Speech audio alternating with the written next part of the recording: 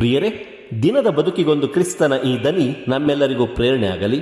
ಪೂಜಾ ವಿಧಿಯ ಸಾಧಾರಣ ಕಾಲದ ಮೊದಲನೆಯ ವಾರ, ಜನವರಿ 15, 2026, ಗುರುವಾರ.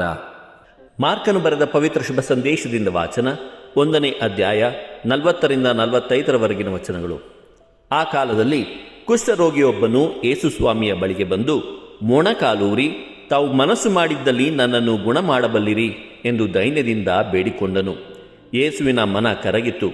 ಅವರು ಕೈ ಚಾಚಿ ಕುಷ್ಠರೋಗಿಯನ್ನು ಮುಟ್ಟಿ, ಖಂಡಿತವಾಗಿ ನನಗೆ ಮನಸ್ಸಿದೆ, ನಿನಗೆ ಗುಣವಾಗಲಿ ಎಂದರು.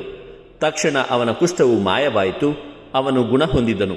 ಯೇಸು ಅವನಿಗೆ, ಎಚ್ಚರಿಕೆ, ನೀನು ಗುಣ ಹೊಂದಿರುವುದನ್ನು ಯಾರಿಗೂ ಹೇಳಕೂಡದು, ಆದರೆ ನೆಟ್ಟಗೆ ಯಾಜಕನ ಬಳಿಗೆ ಹೋಗು, ಅವನು ನಿನ್ನನ್ನು ಪರೀಕ್ಷಿಸಿ ನೋಡಲಿ.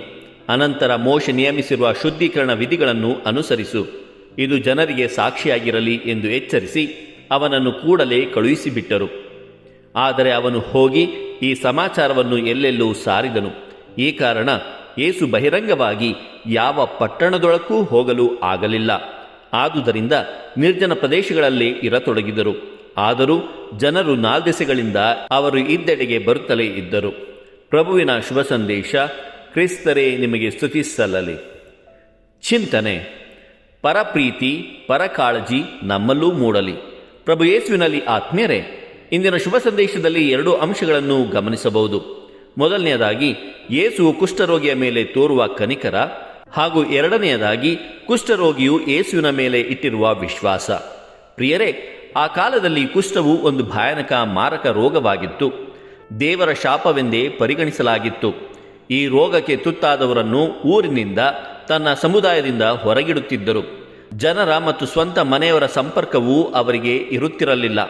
ಯಾಜಕಕಾಂಡ 13ನೇ ಅಧ್ಯಾಯ 45 ಮತ್ತು 46ರಲ್ಲಿ ಇರುವಂತೆ, ಯಾರಲ್ಲಿ ಕುಷ್ಠದ ಗುರುತು ಕಾಣುವುದೋ ಆ ವ್ಯಕ್ತಿ ತನ್ನ ಬಟ್ಟೆಗಳನ್ನು ಹರಿದುಕೊಂಡು, ತಲೆಯನ್ನು ಕೆದರಿಕೊಂಡು, ಬಾಯಿಯನ್ನು ಬಟ್ಟೆಯಿಂದ ಮುಚ್ಚಿಕೊಂಡು, ನಾನು ಅಶುದ್ಧನು ಅಶುದ್ಧನು ಎಂದು ಕೂಗಿಕೊಳ್ಳಬೇಕು.